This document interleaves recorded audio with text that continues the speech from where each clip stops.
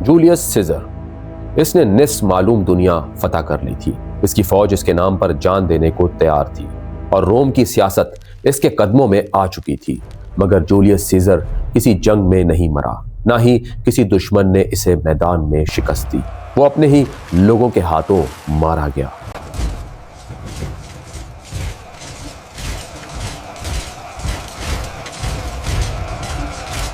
تاریخ ہمیں بتاتی ہے کہ کچھ حکمران سلطنتیں ہار کر نہیں، اعتماد کر کے سب کچھ کھو دیتے ہیں۔ رومی جمہوریہ جب اپنے آخری دور میں داخل ہو رہی تھی تو بظاہر طاقتور ہونے کے باوجود اندر سے شدید بحران کا شکار تھی۔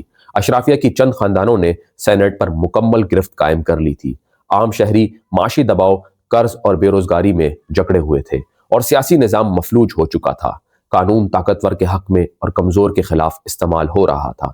یہی وہ ماحول تھا جہاں ایک مضبوط شخصیت کے ابھرنے کی گنجائش پیدا ہوئی، کیونکہ ریاست اصلاح مانگ رہی تھی مگر اشرافیہ اصلاح سے خوفزدہ تھی۔ اسی بحران زدہ دور میں جولیس سیزر سامنے آیا۔ وہ اگرچہ ایک معزز خاندان سے تعلق رکھتا تھا مگر اس کا خاندان اپنی سابقہ حیثیت کھو چکا تھا۔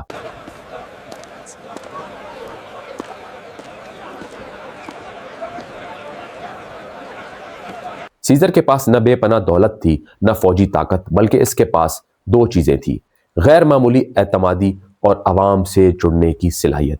اس نے شروع ہی سے خود کو اشرافیہ کے بجائے عام شہریوں کے قریب رکھا، عوامی اجتماعات میں کھل کر بات کی اور اس نظام کو چیلنج کیا جو چند خاندانوں کے گرد گھومتا رہتا تھا۔ سیزر نے جلد ہی سمجھ لیا تھا کہ رومی سیاست میں طاقت کا اصل ذریعہ سینٹ نہیں بلکہ عوام اور فوج ہے۔ اس نے مقبول سیاست کا راستہ اختیار کیا، عوامی حمایت حاصل کی اور پرانے اشرافیاتی دھڑے کے خلاف کھڑا ہو گیا۔ اس انتخاب نے اسے فوری شہرت بھی دی اور خطرناک دشمن بھی۔ سینٹ کے کئی ارکان سیزر کو ایک اصلاح پسند نہیں بلکہ ایک ممکنہ آمر کے طور پر دیکھنے لگے، حالانکہ اس وقت سیزر کے پاس کوئی غیر معمولی طاقت نہیں تھی۔ سیزر کی زندگی کا ایک اہم پہلو اس کے قرض تھے۔ وہ مسلسل قرض میں رہتا تھا مگر اس قرض نے اسے کمزور کرنے کے بجائے مزید جرأت مند بنا دیا۔ اسے معلوم تھا کہ یا تو وہ غیر معمولی کامیابی حاصل کرے گا یا مکمل طور پر ختم ہو جائے گا۔ یہی خطرہ مول لینے کی عادت بعد میں اس کی کامیابی اور زوال دونوں کی بنیاد بنی۔ سیزر معمولی سیاستدان نہیں تھا، وہ ہمیشہ سب کچھ داؤ پر لگانے کے لیے تیار رہتا تھا۔ اس مرحلے پر سیزر نے یہ بھی سیکھ لیا کہ رومی جمہوریہ کی سب سے بڑی کمزوری اس کا خوف ہے۔ اشرافیہ عوام سے خوفزدہ تھی، عوام اشرافیہ سے نالاں تھی اور فوج وفاداری کی تلاش میں تھی۔ سیزر نے اس خلا کو پہچان لیا۔ وہ ابھی سلطنت کا مالک نہیں بنا تھا مگر وہ جان چکا تھا کہ طاقت تلوار سے پہلے اعتماد سے حاصل ہوتی ہے۔ یہی اعتماد بعد میں اسے نصف معلوم دنیا کا حکمران بنائے گا اور یہی اعتماد سینٹ کے دل میں خوف بھی پیدا کر دے گا۔ سیزر کی اصل طاقت اس وقت ابھری جب اسے گول میں فوجی مہمات کی کمان ملی۔ آج کے فرانس اور بیلجیم کے علاقوں میں سیزر نے مسلسل 8 برس تک جنگیں لڑی۔ یہ جنگیں غیر معمولی طور پر سخت اور بعض اوقات بے رحم تھی مگر نتیجہ یہ نکلا کہ رومی سرحدیں بے مثال حد تک پھیل گئی۔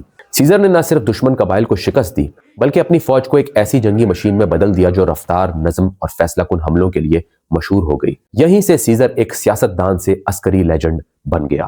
ان فتوحات کا سب سے گہرا اثر سیزر اور اس کی فوج کے تعلق پر پڑا۔ رومی سپاہی عام طور پر ریاست کے وفادار ہوتے تھے مگر سیزر نے ان کی وفاداری ریاست سے ہٹا کر اپنی ذات سے جوڑ دی۔ وہ سپاہیوں کے ساتھ رہتا، ان کے دکھ سکھ سنتا، انعامات دیتا اور خطرے کے وقت سب سے آگے کھڑا ہو جاتا۔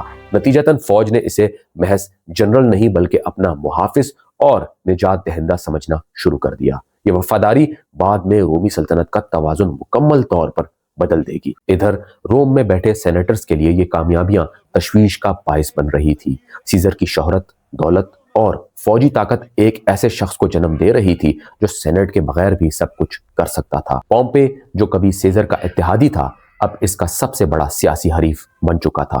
سینٹ نے سیزر کو ایک اصلاح پسند کے بجائے ایک خطرے کے طور پر دیکھنا شروع کر دیا، کیونکہ تاریخ نے انہیں سکھایا تھا کہ طاقتور جنرل اکثر جمہوریہ کے قاتل ثابت ہوتے ہیں۔ یہی وہ مقام تھا جہاں سیزر اور سینٹ کے درمیان اعتماد مکمل طور پر ٹوٹ گیا۔ سینٹ نے قوانین اور احکامات کے ذریعے سیزر کی طاقت کو محدود کرنے کی کوشش کی۔ اس سے مطالبہ کیا گیا کہ وہ اپنی فوج تحلیل کر دے اور روم واپس آئے تاکہ اس کا احتساب کیا جا سکے۔ سیزر جانتا تھا کہ اگر اس نے ایسا کیا تو وہ سیاسی طور پر ختم ہو جائے گا۔ یہ کوئی قانونی بحث نہیں رہی تھی، بلکہ وجود کی جنگ بن چکی تھی۔ بالآخر وہ لمحہ آیا جس نے تاریخ کا دھارا بدل کر رکھ دیا۔ 49 قبل مسیح میں سیزر نے اپنی فوج کے ساتھ روبیکون دریا عبور کیا۔ یہ قدم بغاوت کے مترادف تھا۔ اس ایک فیصلے نے رومی جمہوریہ کو خانہ جنگی میں دھکیل دیا۔ سیزر نے خود کہا تھا، پانسا پھینکا جا چکا ہے، اب واپسی ممکن نہیں تھی۔ وہ شخص جو کبھی عوام کا نمائندہ تھا اب ریاست کے خلاف کھڑا ہو چکا تھا، اپنی بقا کے لیے اور شاید اپنے مقدر کو پورا کرنے کے لیے۔ روبیکون عبور کرنے کے بعد رومی جمہوریہ کی خانہ جنگی ناگزیر ہو چکی تھی۔ سیزر نے غیر معمولی رفتار اور حکمت عملی کے ساتھ اپنے مخالفین کو شکست دی۔ پومپی کو یونان پھر مصر تک پسپا ہونا پڑا، جہاں اس کا انجام ہوا۔ روم پر سیزر کا قبضہ مکمل ہو چکا تھا اور سینیٹ عملی طور پر بے اختیار بن چکی تھی۔ یہ فتح محض عسکری نہیں تھی، یہ رومی سیاست کے پرانے توازن کا خاتمہ تھی۔ سیزر اب اس مقام پر پہنچ چکا تھا جہاں اس کے سامنے کوئی مؤثر رکاوٹ باقی نہ رہی تھی۔ اقتدار ملتے ہی سیزر نے خود کو تاحیات آمر ڈکٹیٹر فار لائف مقرر کروایا۔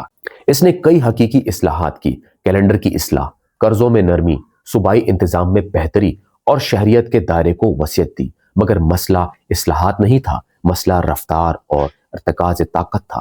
سیزر نے اختیارات کو اس قدر تیزی سے اپنی ذات میں سمیٹ لیا کہ اداروں کو سانس لینے کی مہلت ہی نہ ملی۔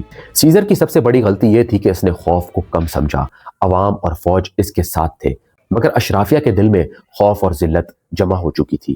اعزازات، مجسمے اور غیر معمولی القابات نے یہ تاثر مضبوط کیا کہ سیزر بادشاہت کی طرف بڑھ رہا ہے۔ اگرچہ اس نے تاج قبول کرنے سے انکار کیا، مگر اس کے عمل نے جمہوریہ کے حامیوں کو مطمئن نہیں کیا۔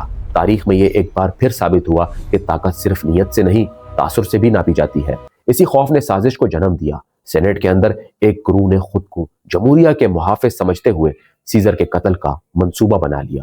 ان میں قریبی ساتھی اور دوست بھی شامل تھے، جن میں براٹس کا نام نمایاں ہے۔ 15 مارچ 44 قبل مسیح یعنی ایڈس آف مارچ کو سیزر کو سینیٹ کے اجلاس میں قتل کر دیا گیا۔ حیرت انگیز بات یہ تھی کہ اس کے پاس محافظ نہیں تھے۔ شاید وہ سمجھتا تھا کہ اس کی مقبولیت اسے محفوظ رکھے گی۔ یہ غلط فہمی اس کی آخری ثابت ہوئی۔ سیزر کے قتل نے جمہوریہ کو نہیں بچایا، بلکہ اس کے زوال کو تیز کر دیا۔ روم ایک بار پھر خانہ جنگیوں میں ڈوب گیا اور بالآخر سیزر کے وارث آگسٹن آکٹیوین کے ہاتھوں رومی سلطنت قائم ہوئی۔